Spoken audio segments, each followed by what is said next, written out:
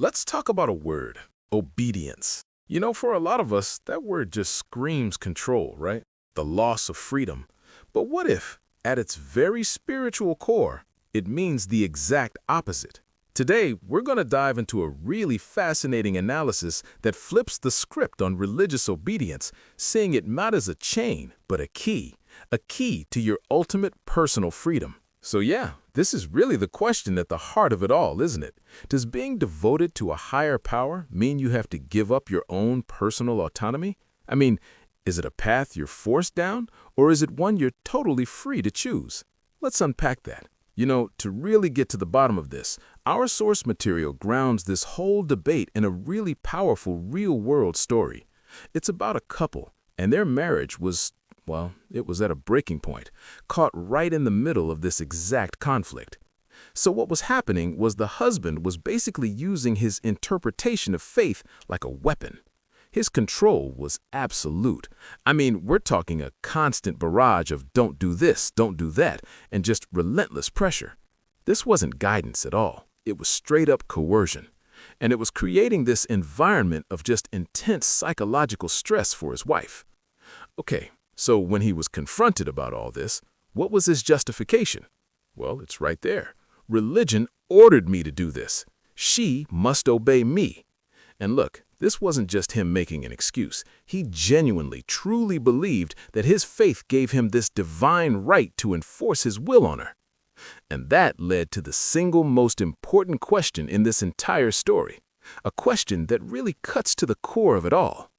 Did religion order you, the husband, to force her, or did it offer a path to her, the wife? That one little distinction, it changes absolutely everything. So the husband was challenged. He was told, okay, go find it. Find one single direct command from Scripture that gives you this authority. And you know what? He searched, and he searched. But all he could come up with were interpretations and opinions from other men, not a single divine order. Finally, after all that searching, he presented one specific religious text, a hadith, and he believed this was it, the smoking gun, the definitive proof for his position. All right, so here's the text he presented, and you can totally see how, just on the surface, someone might read this and think, yep, there it is. That supports the idea of a husband's authority. But the real meaning, the whole key to this, hinges on one simple thing. Who is this text actually speaking to? And boom, this lays out the whole misunderstanding perfectly. The common view, the way he was seeing it, it's a tool for a husband's control. But the true meaning, it's a promise made directly to the woman, and it's based entirely on her choices, not his demands.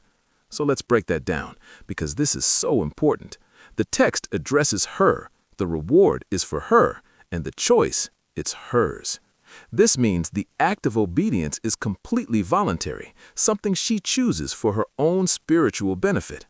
It gives the husband, well, it gives him zero authority to enforce a single thing. None. Now, that reinterpretation is really powerful, right? But it's not just about this one text. To really truly understand it, we've got to go even deeper. We need to look at the very root of what the word obedience actually means in its original context. Okay, take a look at this. This is a foundational verse from the Quran. So God gives the heavens and the earth a choice. He says, come into being willingly or unwillingly. And what's their response? We have come willingly. Right there, that establishes that the purest form of obedience, which is called tawa in Arabic, is a voluntary choice. It's not a forced command. So what this verse does is it establishes a huge fundamental principle right there in the core text. True, willing obedience is the direct opposite of coercion or force. They're like oil and water, they just don't mix.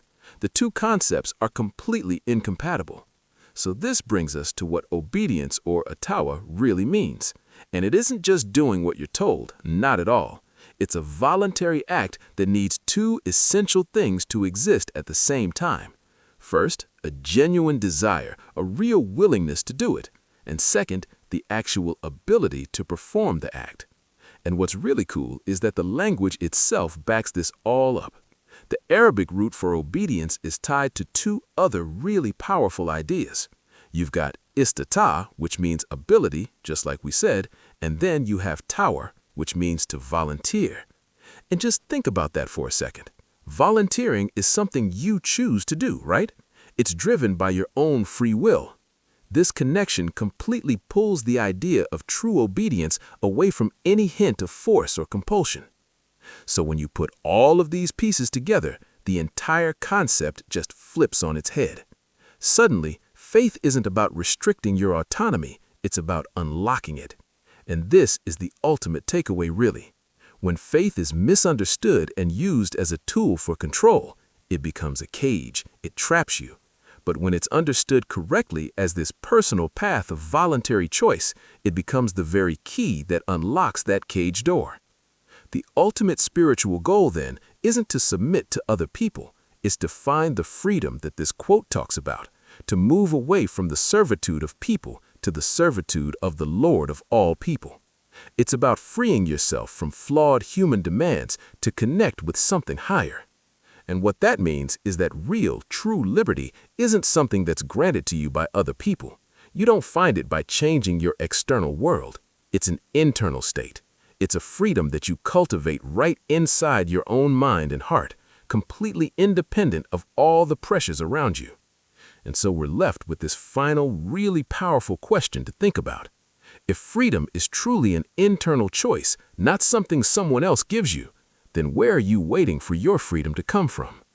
Are you looking for it from the world outside, or are you ready to find it within?